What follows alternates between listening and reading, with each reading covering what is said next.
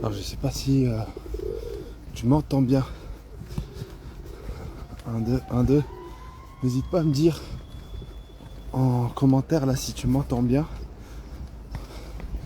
Et si tu suis ce live depuis quelle ville, depuis quel pays, depuis quel endroit. N'hésitez pas à me dire. Pour l'instant je... Ah ok top, ça marche. Salam alaikum Halima. Salam à tous, salut à tous. Donc on attend Benjamin, salut Jules, salut aux nouveaux arrivants. Oh là là Rachid du Magic Nature Camp. Narges, Mehdi. Oh là là Mehdi. Ça arrive bientôt, hein, ça arrive bientôt. Ce qu'on a fait ensemble. Alors, où est-ce qu'il est Benjamin? On attend Benjamin. Pour rappel, dans ce live, salut Farida. Dans ce live, Rashid, how are you? I'm really sorry. The live is going to be in French, huh? Not English. But soon we are going to meet, inshallah. I hope so. Take care, brother. Où est-ce que je suis? Je suis en France. Et là, on va parler du séjour Sénégal. Un séjour qui va mélanger du solidaire et de la thérapie. Mais pour ce faire, j'ai besoin de mon acolyte, Benjamin, qui sera avec nous. Donc, on sera 3 encadrants sur ce séjour. Amélia, Benjamin et moi. Dr Bedani. Hello, salam alaikum, good morning, how are you?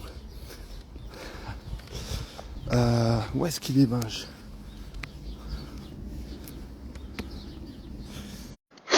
Je sais pas si tu me rejoins avec le compte Permacabadio ou... Ah bah c'est bon. Ok, lance un direct avec Permacabadio.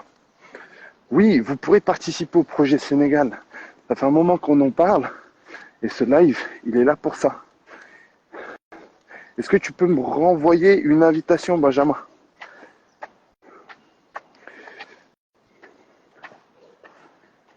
Alors, théoriquement, j'ai accepté ton invitation. Est-ce que tu peux m'écrire juste en commentaire si tu es dans le live ou pas?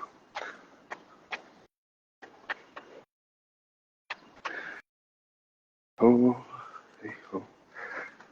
Lima, coucou. Ayoub, see you soon. Oh là là, oh il y a mon frère aussi dans cette histoire. Waouh, magnifique. Bah alors comment ça se fait que... Regarde, je suis en train de te lancer une invitation, Benjamin. Je vais le refaire. Ah, je t'entends. Ah, Oui, là. hello. Comment ça va? Salut, ça va et toi? Super, très bien. Oui. En balade? Bah écoute, je me suis mis dans l'ambiance. Je me suis mis dans l'ambiance. Comme je t'avais déjà dit, tu m'inspires la nature, tu m'inspires la marche, tu m'inspires... Moi je te dis ça, mais en même temps, regarde où Ouais, la il faut nature... pas les arbres. Regarde ce qu'on va faire, Benjamin, ce que je te propose, c'est que dans un premier temps, tu nous dises comment tu ailles. Et vu qu'il y aura un peu de bruit autour de moi, que tu parles peut-être brièvement de notre rencontre et ce qui se prépare. Ça marche? Donc qui es-tu? Avec plaisir. Qu'est-ce qui se prépare? Comment tu te sens? Et, et tu connais. Je te laisse prendre le relais, moi je coupe. Ok, nickel. Bonjour à tous, je suis trop content d'être avec vous là ce matin. Alors moi, je suis Benjamin. Pour ceux qui ont déjà vu le live avec Amélia, j'avais fait une petite présentation mercredi dernier. Donc je vais la reprendre pour vous ce matin parce que ça me fait plaisir de vous dire qui je suis et à combien je suis content d'être avec vous aussi. Donc moi, je suis Benjamin, j'ai 45 ans et plus, je sais plus, on compte plus trop après. Et j'ai grandi entre la ville, Lyon, et la campagne profonde.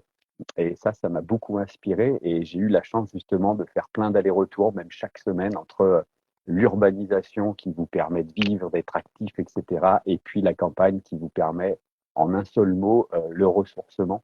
Donc j'ai baigné là-dedans, j'ai grandi là-dedans jusqu'au jour où, à 15-16 ans, où l'école n'était pas forcément ce que j'aimais le plus, je suis parti aider mon prochain euh, via le handicap. Et donc, je me suis retrouvé à vraiment soutenir des personnes à ce niveau-là. J'ai été rattrapé par le service militaire. Pour ceux qui savent encore ce que veut dire le mot, ben voilà, j'ai été un peu alpagué pendant 1 an à faire autre chose, mais à finalement découvrir qui j'étais et puis à vivre la communauté, à vivre la fraternité. Voilà, on est souvent entre hommes dans ces moments-là et c'est vraiment quelque chose qui marque beaucoup. Et d'après ça, j'ai pu repasser un bac et puis partir très rapidement, 2 mois après, en Afrique, suite à une rencontre. Et là, je me suis retrouvé en Afrique de l'Ouest. Euh, Incroyable rencontre. J'avais jamais rencontré de musulmans de ma vie avant mes 20 ans pratiquement, à part un copain, Kader, un copain d'école. Et je me suis retrouvé pendant 6 mois immergé dans un quartier HLM de banlieue dakaroise, entre l'autoroute, les bidonvilles et ce quartier. Eh bien, il y avait toute une vie que je n'imaginais même pas. Et donc voilà, je me suis retrouvé là-dedans, chez une famille musulmane. Je le note, c'est important parce que c'est un grand changement de communauté. C'est un grand changement. Et donc, du coup, je me suis retrouvé immergé complètement en Afrique de l'Ouest, où j'ai pu, depuis Dakar, la capitale du Sénégal, poser mes valises dans une chambre de 4 frangins. C'est mes frangins maintenant. On dormait dans un lit de place à 4 pendant 6 mois. Mais régulièrement, j'ai pu partir. J'ai pu partir au Mali, j'ai pu partir en Guinée, j'ai pu partir en Gambie, en Mauritanie. Voilà, j'ai pu, avec les moyens de transport de l'époque, c'était dans les années 90, j'ai pu me rendre très facilement, alors sur des trajets de 20, 30 heures, des choses qui marquent aussi. J'ai pu me rendre un petit peu chez les uns, chez les autres. Et j'ai rencontré la Casamance, qui était un pays en guerre depuis les années 80, guerre civile, mouvement indépendantiste. J'ai réussi à m'infiltrer à l'intérieur par les routes de la contrebande pour justement aller voir ce qui se passait. C'était interdit, donc j'y suis allé. C'était un petit peu ça la démarche. Et donc je me suis retrouvé, alors là, j'ai encore basculé dans un autre game complètement. Je me suis retrouvé en pleine brousse dans un pays qui était enclavé par une sorte d'embargo économique, euh, éducatif, même sanitaire, depuis déjà une trentaine d'années, une vingtaine d'années. Et donc, du coup, je me suis retrouvé dans quelque chose de complètement différent. Et là, j'ai été accueilli par des mamans, des femmes. Et j'ai travaillé très rapidement avec la maternité d'un village, avec la naissance. J'ai appris énormément. Et puis, j'ai fait des allers-retours. J'ai commencé à faire des allers-retours entre la France, créer une association. L'association s'appelait à l'époque Il était une fois une rencontre. Et dernièrement, on a basculé vraiment sur la permaculture, donc on l'a appelé Perma Cabadio. Cabadio, c'est le nom du village, où j'espère vous irez peut-être. Voilà, et donc en 20-25 ans, on a créé des projets solidaires, des projets éducatifs, des projets sanitaires. On vient d'emmener une ambulance. On crée des actions pour la jeunesse, pour surtout que cette jeunesse elle ait le choix de vivre sur place plutôt que de prendre des risques de s'expatrier, de s'exporter à travers l'océan Atlantique, ce qui n'est pas forcément une voie légale en tout cas, mais surtout c'est pas forcément une solution vitale. Voilà. Donc moi je suis très très très content de ma vie d'aujourd'hui. Je fais de la permaculture, je travaille aussi, j'aide les gens, je crée du contenu, je fais de l'associatif. J'ai une famille en or. Et du coup, bah, j'ai rencontré Najib parce que forcément, par les réseaux sociaux, on rencontre Najib quand on commence à s'intéresser aux autres et à soi-même.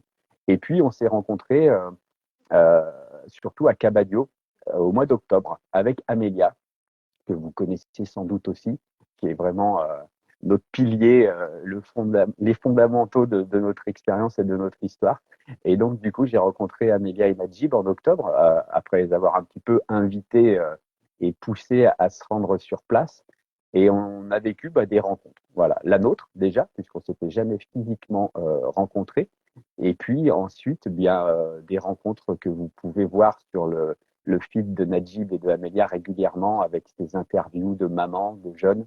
Voilà, moi c'est ce que je vivais depuis une vingtaine d'années et je crois qu'il a réussi, en tout cas tu as réussi Najib à le mettre en image et on voit bien comment ça résonne auprès des uns et des autres.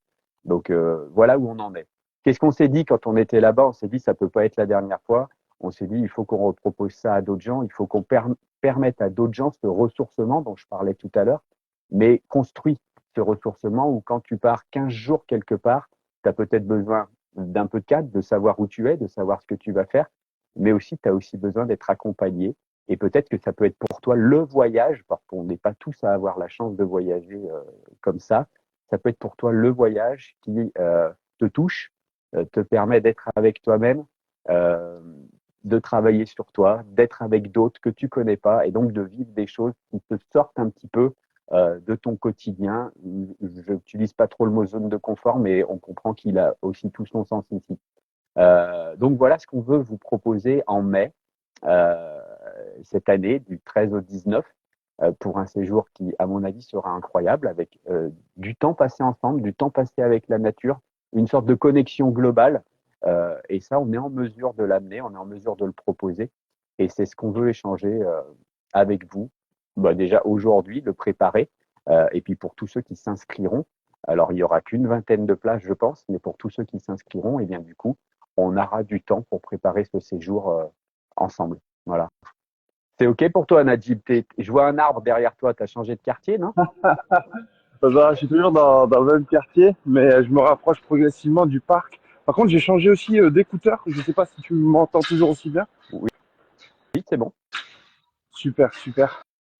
Bah, merci à toi pour toute cette présentation, belle présentation que je redécouvre, réentends, toujours avec plaisir, avec sourire, toujours le sentiment de découvrir quelque chose de nouveau sur toi, sur ton histoire, ou sur la manière dont tu as pu, toi, vivre ton histoire.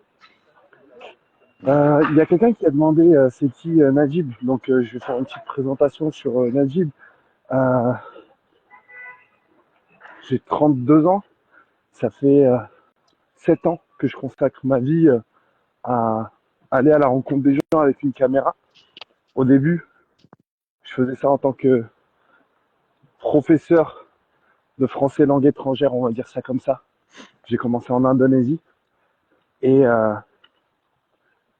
les 7 années qui ont suivi, je me suis retrouvé à du côté de Djibouti. Alex, si tu connais, rejoins-moi. Donc, tu sais où je vais, Alex. Si tu n'es pas un criminel, rejoins-moi. Donc, pour reprendre, les 7 années qui ont suivi ce, comment dire, cette décision de vie, celle de plaquer le parcours dans lequel je pensais être engagé pour aller dans une voie qui me fait vraiment vibrer. Les 7 années qui ont suivi ce choix-là, elles ont été incroyablement intenses, humainement, émotionnellement, relationnellement. C'était juste extraordinaire. Et ça a été tellement intense, enrichissant et instructif que j'ai choisi de faire de l'humain mon métier, puisque malheureusement, aujourd'hui, il faut associer toute forme de, comment dire, appel, passion, vibration à une source de revenus. Donc, moi, j'ai choisi d'en faire mon métier. Donc, je suis psychopraticien, j'accompagne les gens en psychothérapie. Je fais tout ça uniquement en distanciel et ça me permet de continuer ce travail d'exploration de l'humain un peu partout dans le monde. Donc, Djibouti, Malaisie, Indonésie, l'île de la Réunion, le Liban. Quand tu vas à la rencontre des réfugiés syriens dans les camps du Liban, quand tu vas rencontrer des populations sinistrées dans l'Atlas marocain, quand tu vas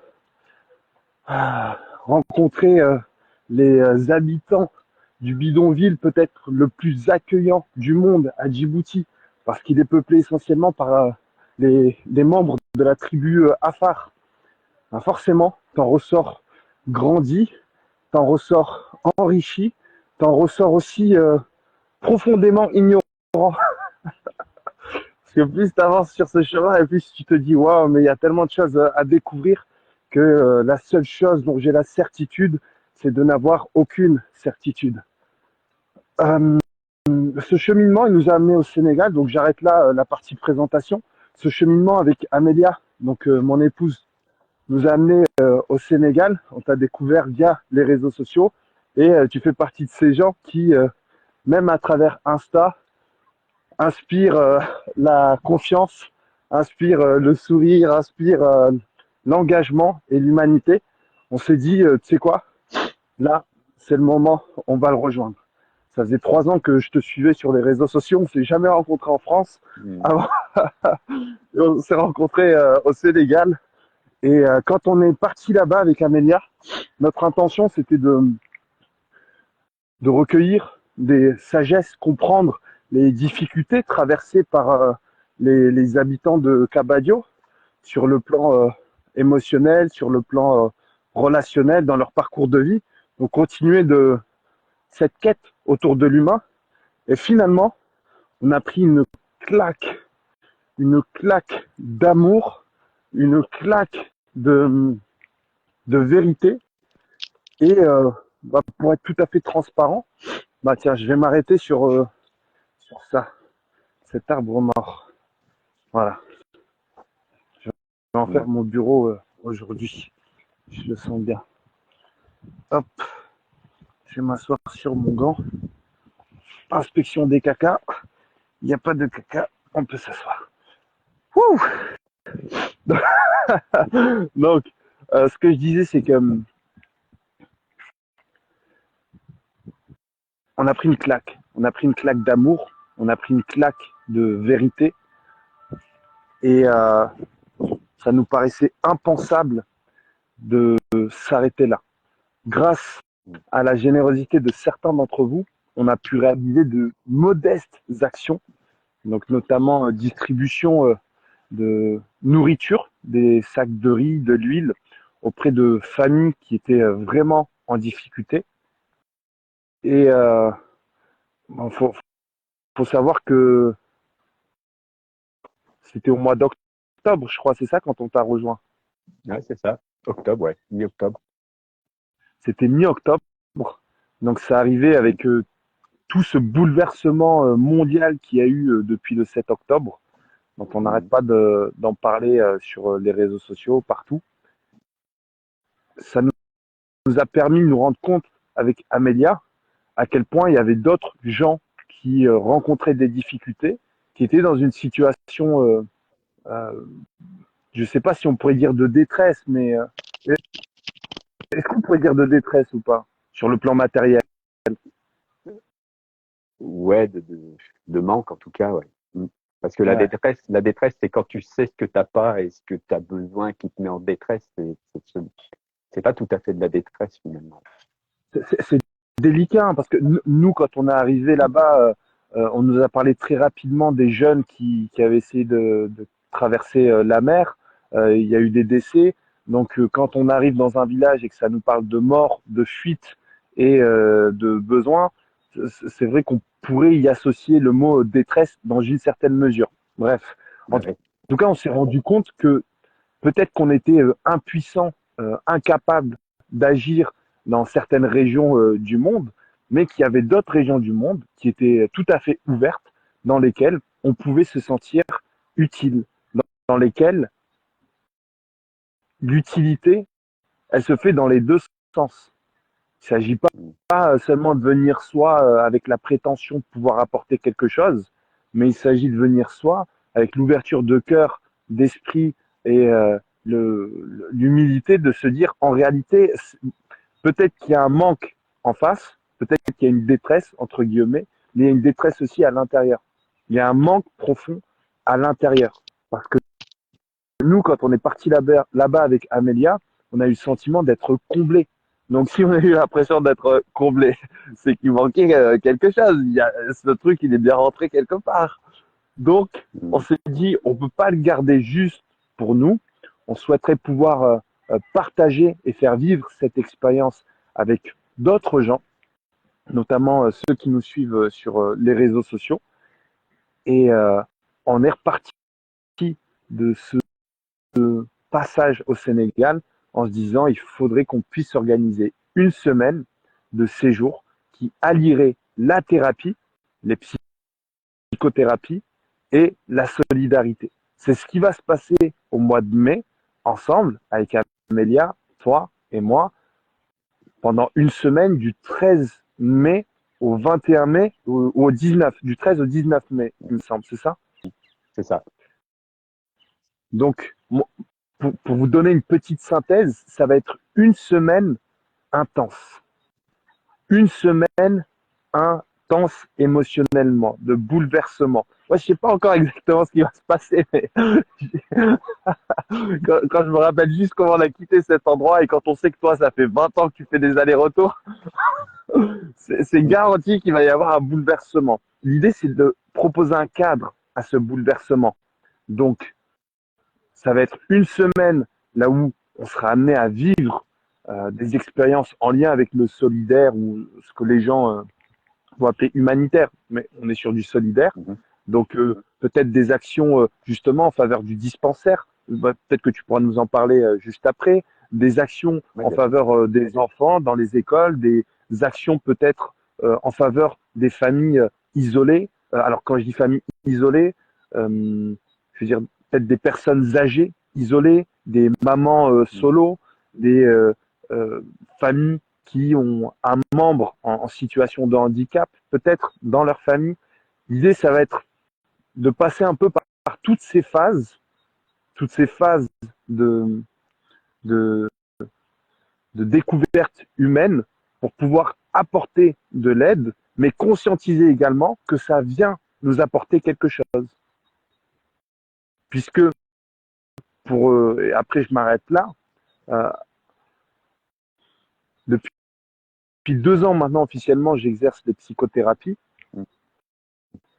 et souvent ce qui revient en lien avec le mal-être des gens, c'est la notion d'utilité, de place et d'amour.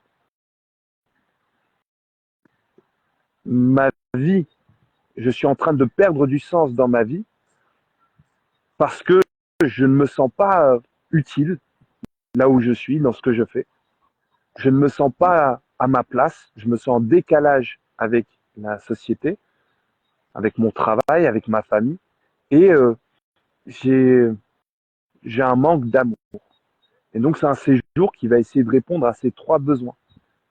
On oublie tout, on fait on rase la France, le passé et tout ça, et on va aller chercher un nouveau Najib, on va aller chercher un nouveau Benjamin. Un Benjamin, un Najib qui se sent utile au quotidien et qui se rend compte, Mhm. qui conscientise que c'est possible de vivre au moins temporairement cette phase-là. Et donc de venir recharger quelque chose à travers le fait de se sentir utile. Deuxième chose, ta place, on te la donne à Cabadio, puisque tout le monde le vivra et le verra. Déjà, quand tu viens, on prend le temps de parler, d'écouter. Tu nous en diras plus peut-être sur cet aspect-là ou pas. Donc, on prend le temps de parler, d'écouter. On te remercie d'être venu. On va valoriser tout ce qui fait ce que tu es. Et donc, tu prends tu recharges. Tu recharges ton être à travers ça. Et troisième chose, forcément, l'amour. L'amour qui, lui, se manifeste à travers tous les repas préparés par Astou, par la présence extraordinaire de Papis, les jeunes, chaque membre du village. Tu traverses une rue, tu salues tout le monde. C'est que des saluts tout au long de ça. Et donc, quand tu reçois tout cet amour, tu te sens aimé et ça vient remettre en perspective beaucoup de choses. La première chose que ça vient remettre en perspective, c'est que oui, tu as le droit d'être aimé et tu as le droit, toi aussi, d'aimer en retour. Je m'arrête là. Je te, je te laisse poursuivre. Je sais pas ce que ça t'a évoqué tout ça. Ça m'évoque effectivement. Alors merci Najib pour et ta présentation et ce trait d'union vers Cabadio. Oui, oui, ce que ça m'évoque, c'est qu'effectivement, on peut arriver en 8 heures d'avion euh, à se quitter soi-même. Voilà. Et c'est ce qui s'est produit pour moi la première fois, c'est que vraiment, en une nuit d'avion, j'ai disparu. Je, je, je, j'ai déposé des valises, j'ai déposé des bagages et je me suis retrouvé et j'ai enfin retrouvé justement qui je pouvais être et qui j'étais.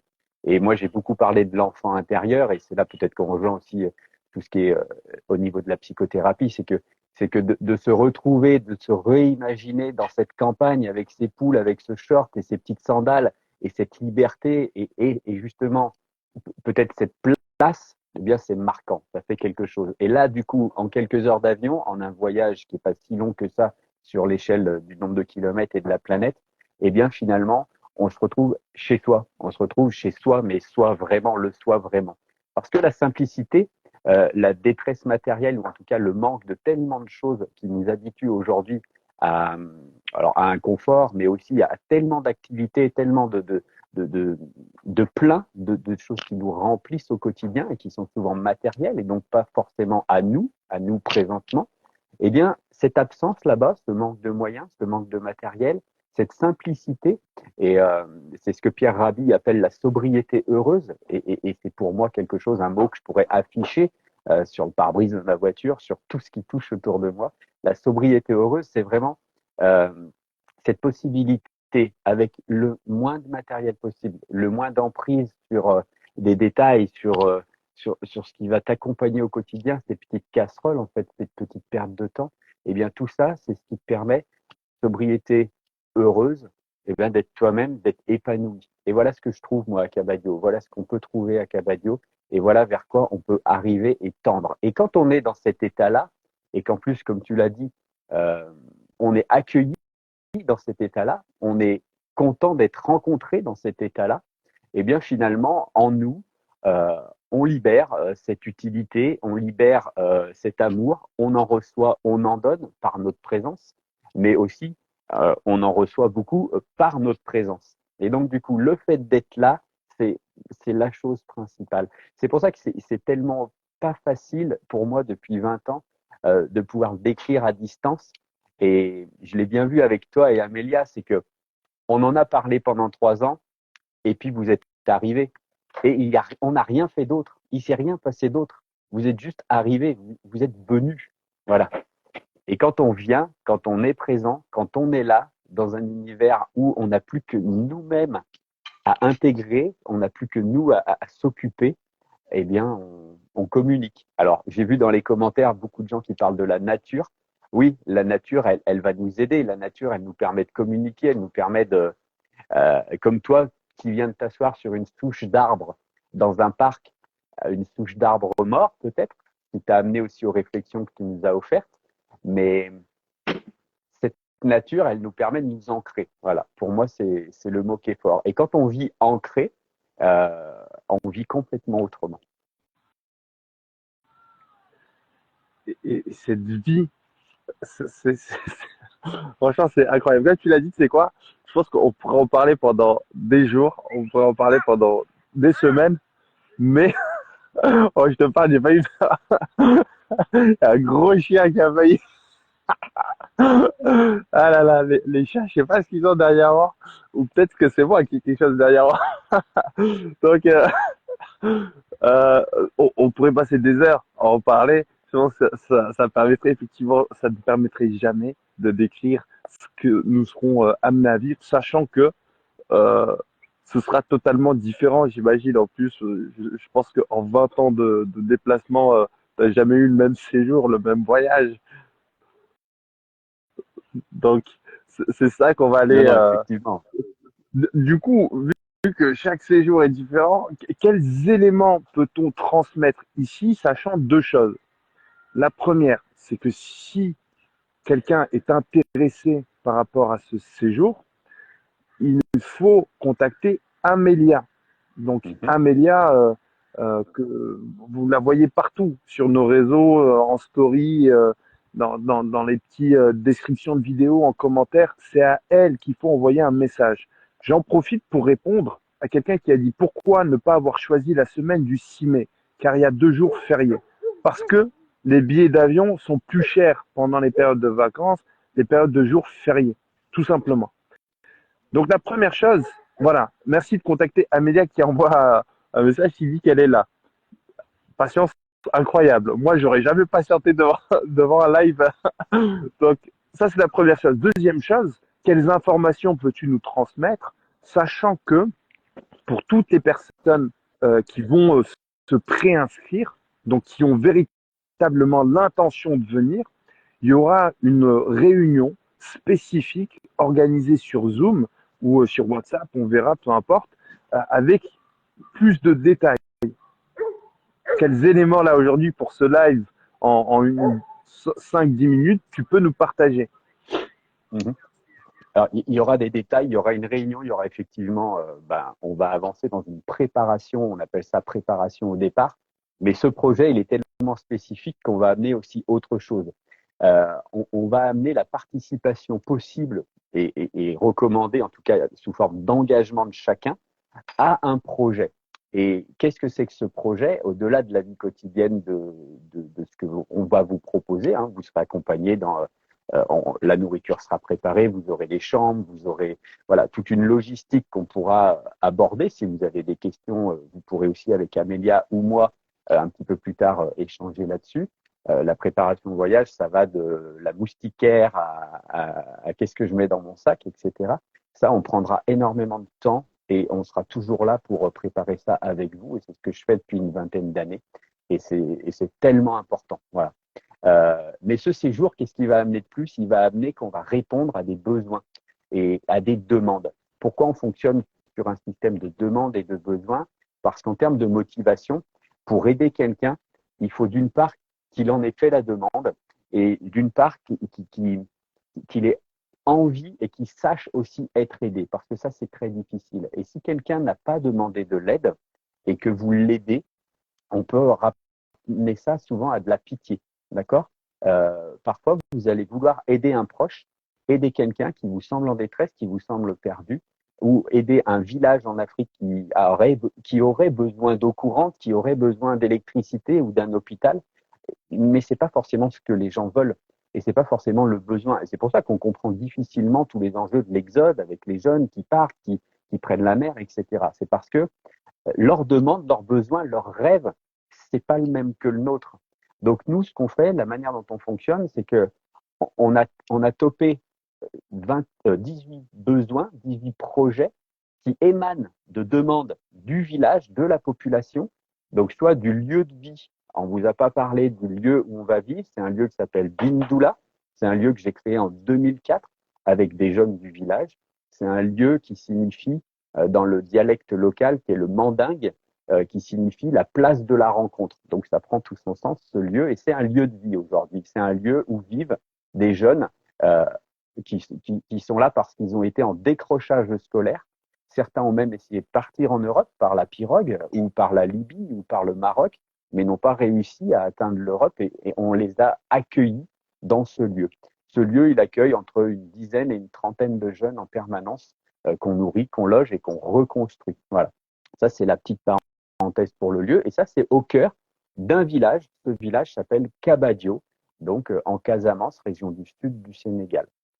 Ces villageois de Kabadio, ces jeunes du lieu de vie de Bindoula, pour qu'ils restent chez eux, pour qu'ils développent leur propre vie, leurs propres activités, pour qu'il y ait un système de santé qui fonctionne, un système éducatif qui fonctionne, ils ont effectivement, par le fait de ne rien avoir, des besoins. Et ils nous expriment des demandes sous forme de courrier, sous forme de réunion. Et c'est ces demandes-là qu'après, nous, associations solidaires, internationales, de solidarité et d'entraide internationale, eh bien, on met en place, on écrit des projets, on fait des devis, on prépare des actions. Et pour vous, pour ce séjour, on a listé, en tout cas pour l'année 2024, et donc c'est ce séjour qui sera en gros un gros lien sur les projets et l'année 2024.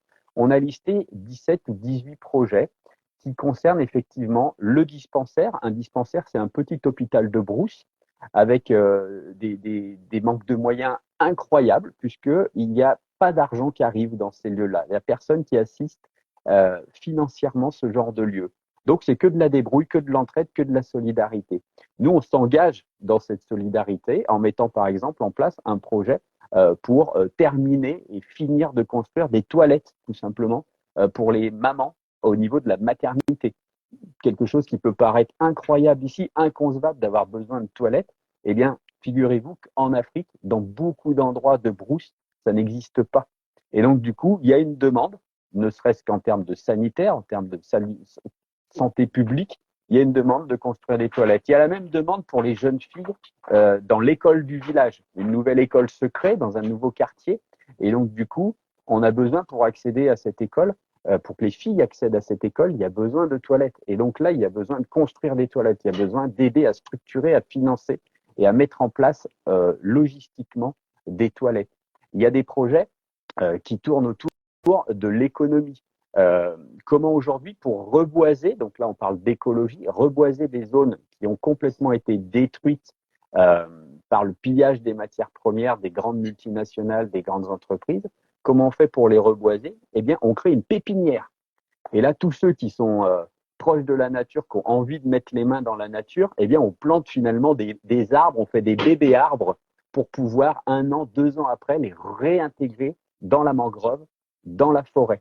Et ça, c'est vraiment l'enjeu écologique et économique, puisque du coup, ces pépinières, on peut aussi, pour les jeunes qui vont s'en occuper, les vendre, les exporter dans les grandes villes ou sur des projets comme la Muraille Verte, par exemple, dont vous entendez un petit peu parler sur les réseaux sociaux, qui rejoindrait Dakar à Djibouti et qui serait une grande haie pour justement contrer le mouvement du Sahara vers le sud. Donc voilà tous ces projets. On a des jeunes qui sont apprentis boulangers. On va créer une boulangerie grâce à ce séjour, grâce à des cotisations, grâce à ces projets-là. Il y a beaucoup de jeunes aujourd'hui qui veulent étudier, reprendre leurs études.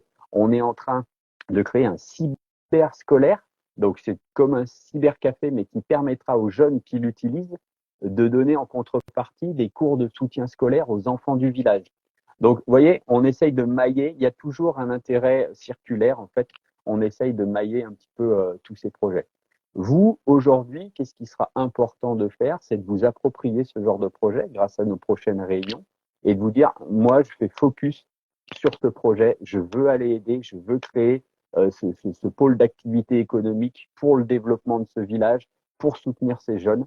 Eh bien, là, on collectera des fonds, on collectera peut-être du matériel ou des moyens spécifiques, et c'est comme ça qu'on pourra interagir entre ce séjour et la population locale du village de Cabadio, avec le soutien des structures déjà mises en place, associatives, éducatives et de santé.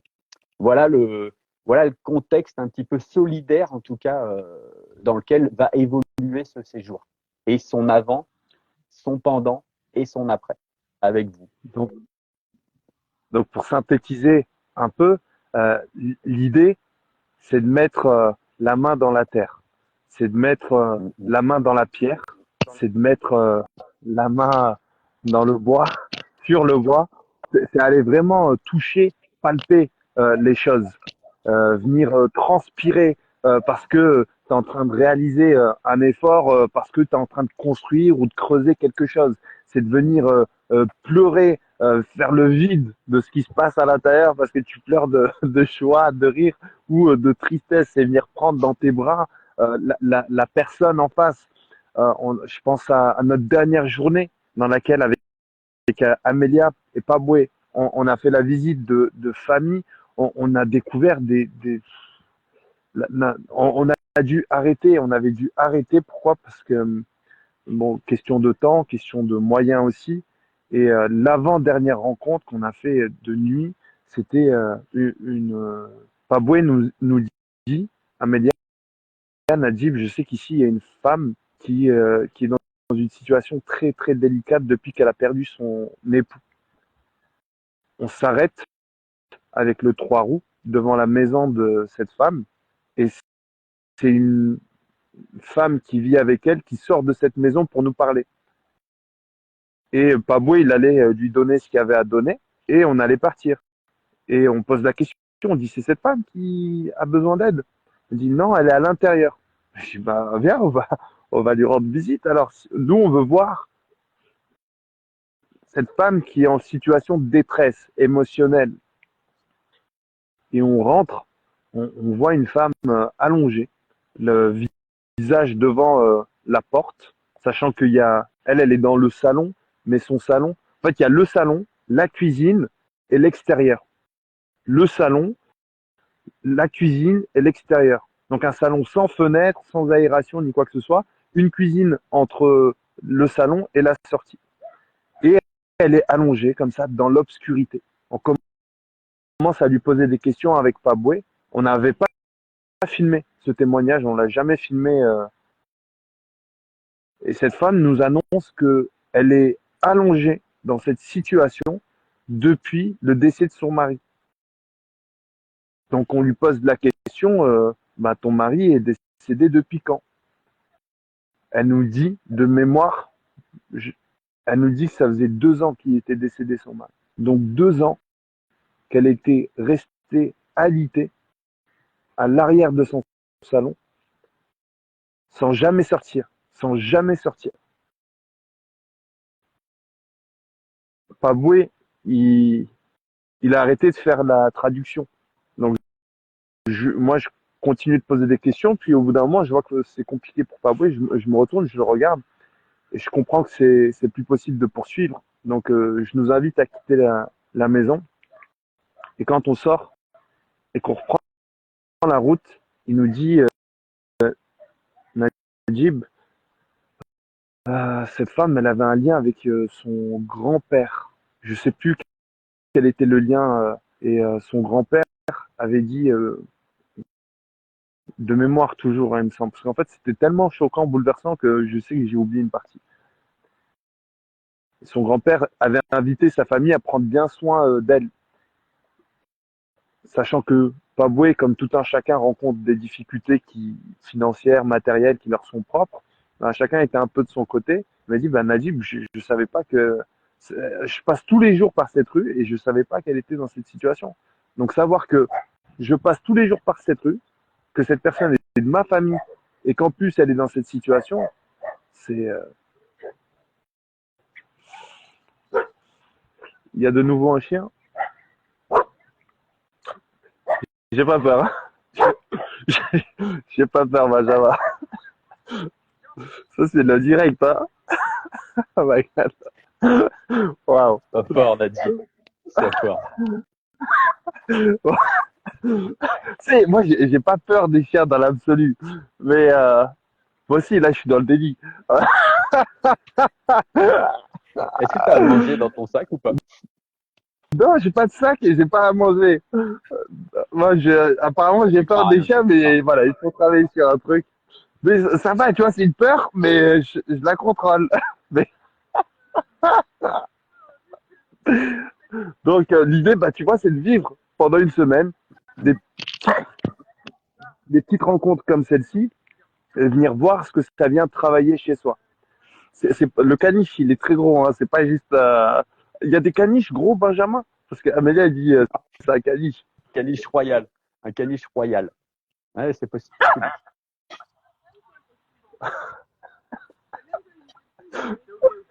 D'accord. Caniche royal. Donc, mais c'est marrant parce que quand on ne bouge pas, il se passe rien, quoi. Mais faut vraiment pas bouger. Oh, je reprends le contrôle de ce live. Donc justement, l'idée c'est de voir comment est-ce que les événements qu'on traverse, les événements prévus et imprévus, viennent résonner en nous. Donc voilà, là il y a le caniche, là il y a le chien. Je verbalise, elle dit c'est à cause de la veste. Tu sais que cette veste au Maroc, elle s'est faite attaquer, agresser carrément. Je crois que c'est une veste qui excite les chiens, je sais pas. En tout cas, voilà, l'idée c'est de vivre des événements, voir comment ça résonne à l'intérieur de nous, verbaliser, conscientiser. T'as entendu, Benjamin? J'ai entendu, c'est énorme. T'es au bon endroit. Continue. En fait, je savais pas que ça allait se transformer en session comme ça, quoi. Le séjour, il va ressembler exactement à ça. Une perte de contrôle totale avec un cadre bienveillant, incarné par Benjamin, incarné par Amélia, incarné par moi. Nous-mêmes, on va être challengés aussi, et on va se challenger réciproquement en faisant un maximum d'actions et en faisant un maximum d'introspection. Ah ouais, elle m'a dit, elle a été claire, elle m'a dit, bref. Benjamin, quand est-ce qu'aura lieu la réunion s'il y en a une? On va la mettre en place dès qu'on aura un petit peu du recul là, sur les inscrits de cette semaine. Et puis, pour tous ceux qui d'entre vous pourront s'inscrire après ce live, vous voudront s'inscrire. Et puis, ça va aller assez vite, là, je pense. On va essayer de mettre ça en place assez rapidement. D'accord. On peut parler chiffres pour celles et ceux qui seraient potentiellement intéressés? Bien sûr, oui. On a lancé ce matin la petite affichette que vous avez peut-être pu voir là dans ma story, donc qui va permettre de communiquer autour de ce live. On est sur un séjour à 960 euros, euh, tout compris au niveau de l'hébergement, de la nourriture et de cet accompagnement, de ce qu'on vous propose en tout cas pour la semaine du 13 au 19. Voilà. Euh, à votre charge, et vous recevrez un document qui explique tout ça dans le détail. À votre charge, bien sûr, il y a le transport. Et puis, pour tous ceux qui veulent rester un petit peu plus longtemps après ce séjour, eh bien, on rebascule justement sur la possibilité de vous héberger, de vous loger et de vous nourrir pour 25 euros par jour. Voilà. Donc, on a des billets d'avion aujourd'hui, puisque nous, on est déjà équipés, Najib, Amélia et moi, qui sont vraiment bon marché pour cette période-là. Donc, c'est vrai que par rapport à la question du début, beaucoup de gens auraient pu peut-être prendre plus de disponibilité pendant les ponts du mois de mai, mais pour l'avoir vu, les prix sont vraiment pas les mêmes, alors que cette semaine-là, c'est assez facile d'accès si on se dépêche, bien sûr, à prendre ses billets. Donc voilà à peu près l'engagement financier qui vous permet d'accéder à ce stage.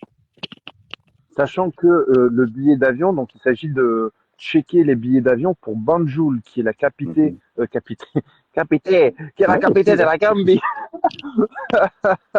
Donc Banjul, qui est la capitale, je te jure, les chiens ils vont perturber là. Banjul, qui est la capitale de la Gambie. Et il y aura également, donc il y aura des frais de visa, il me semble, pour passer de la Gambie au Sénégal. De mémoire, je crois que c'était autour de 25 euros, c'est ça? C'est 20 euros l'aller, Ou... 20 euros le retour. Ok, donc on arrondit à 40 euros. C'est ça. Il y aura également le transport à prendre en charge de Banjul à Cabadio. On a à peu près 1 heure de route. Un peu plus. On a entre 2 et 3 heures de route. Selon l'arrivée de nuit, si vos vols arrivent de nuit, souvent quand on passe par le Maroc, on arrive de nuit, on vous héberge en Gambie. On a tout le dispositif qui permet de vous héberger et ça sera assez facile. Et on partage une navette qui coûte 100 euros par voyage. Et on se la partage en fonction du nombre de gens qui arrivent en même temps à l'aéroport. Et après, on a 2 heures de route pour aller jusqu'au village en passant la frontière Gambie-Sénégal. Voilà. Parce que bien évidemment, pour aller dans un endroit comme celui-ci, si c'était accessible à tout un chacun, bah, il n'y aurait pas les difficultés qu'il y a aujourd'hui dans cet endroit. Vous le verrez, ce sont des galères, notamment rencontrées sur le plan sanitaire, comme tu l'as dit. On va peut-être terminer sur ça justement, ce rappel de l'importance liée à cet éloignement géographique. Au niveau du dispensaire, on avait rencontré la sœur Delphine, je crois. Alors, vous aviez vu Delphine, effectivement. Ouais. Nous, on avait rencontré la sœur Delphine, donc sœur catholique Delphine. C'est pour ça qu'il y a le mot sœur qui est employé. Et elle nous disait que certaines femmes, ils n'ont pas les moyens de les faire accoucher dans ce petit dispensaire. Donc, alors qu'elles ont perdu les os et que le travail a déjà commencé, ils doivent appeler un véhicule, une ambulance, qui va venir les amener jusqu'à Zingwishor, je crois, Ouais. qui est à 1 heure pour le coup, dans des conditions et des routes qui sont totalement fracassées, des trous de partout. Vous allez le constater par vous-même. Je pense que vous allez tomber amoureux, vous aussi, de cet endroit et que votre cœur sera attaché à pouvoir effectuer le plus de choses possible. Alors, sachant que bien évidemment, une semaine, on a dit une semaine, 17 projets, bien évidemment qu'on ne les clôturera pas dans la semaine en question, j'imagine. Par contre, ça permettra au moins d'initier certains de ces projets, compléter, finaliser ce qu'il est possible de terminer. Et comme les gens auront eu l'occasion de te rencontrer, toi et tout le monde sur place, ben, chacun deviendra par la suite lui aussi un relais entre Benjamin, Caballo, Papis, les habitants sur place et ses proches. Donc chacun pourra aussi faire en sorte de collecter des fonds pour, à distance, contribuer comme il le souhaite, comme il le peut. On est bon, Benjamin? On est parfait. Il y a juste une question justement qui parle de ça. J'ai posté hier en story et je le remettrai régulièrement. Comment on peut vous aider, faire un don, etc. On a lancé une cagnotte. C'est une cagnotte Hello Asso parce que du coup l'association ne paye pas de frais et c'est vous qui choisissez le montant entre 0 ou plus de ce que vous voulez aider ou participer pour cette association Hello Asso. Nous, en tout cas, on a lancé une cagnotte. En bas de la page de la cagnotte, vous verrez un récapitulatif de ce pôle d'insertion économique qu'on est en train de créer avec du coup un détail de 6 ou 7 projets déjà que j'ai pu noter dedans. Vous pouvez participer en donnant là-dessus. Pour ceux qui ont des entreprises ou ceux qui veulent donner plus, en tout cas au-dessus d'une 50aine d'euros, on peut faire des reçus fiscaux pour que vous les déduisiez de vos impôts. Ça, c'est quand même quelque chose qui est assez magique. Donc, merci Coluche d'avoir mis ça en place. Ça peut vraiment soutenir le don assez facilement parce que c'est 66% de remise par rapport au don que vous faites. Donc, si vous donnez 100 euros, bah, vous payez que 44 euros. Le reste vous sera rendu par les impôts. Voilà. Il y a tout dans cette cagnotte. Je la remets en lien systématiquement. On va communiquer pour vous aider à vous engager autour de ce projet. Ce qui est important, c'est ce mot. Voilà, ce mot engagement. On s'engage à accompagner ces projets-là. Si on vient, on s'engage à porter les projets. Et c'est là tout le sens de ce séjour. Ce que je te propose, Benjamin, c'est que tu fasses un petit commentaire sous ce live avec le compte Permacabadio pour bien synthétiser les éléments que tu penses être essentiels. Rappeler également comment pouvoir contribuer. Moi, j'épinglerai ce commentaire sous la vidéo. Comme ça, toute personne qui tombera sur ce live pourra aller tombera directement sur ton commentaire. Ça marche? Ok, très bien, c'est parfait. Benjamin, je te souhaite une excellente journée, un excellent week-end. Ouais. On se voit sur ce message pour la suite. Prends bien soin de toi, un plaisir d'avoir passé cette sacrée matinée à tes côtés. Attention derrière toi, Nadim. Fais attention derrière toi. Bon courage. Allez, merci à tous de nous avoir suivis. Puis merci à tous. Ouais. Merci à tous d'avoir été présents, pour votre écoute, pour votre participation active à travers vos questions, vos remarques. Et n'hésitez pas, si vous avez des questions, à les poster en commentaire. Prenez soin de vous. Prends soin de toi, Benjamin. Et à très bientôt. Merci. Bon week-end. Ciao, ciao. Merci. Bon week-end. Ciao, ciao.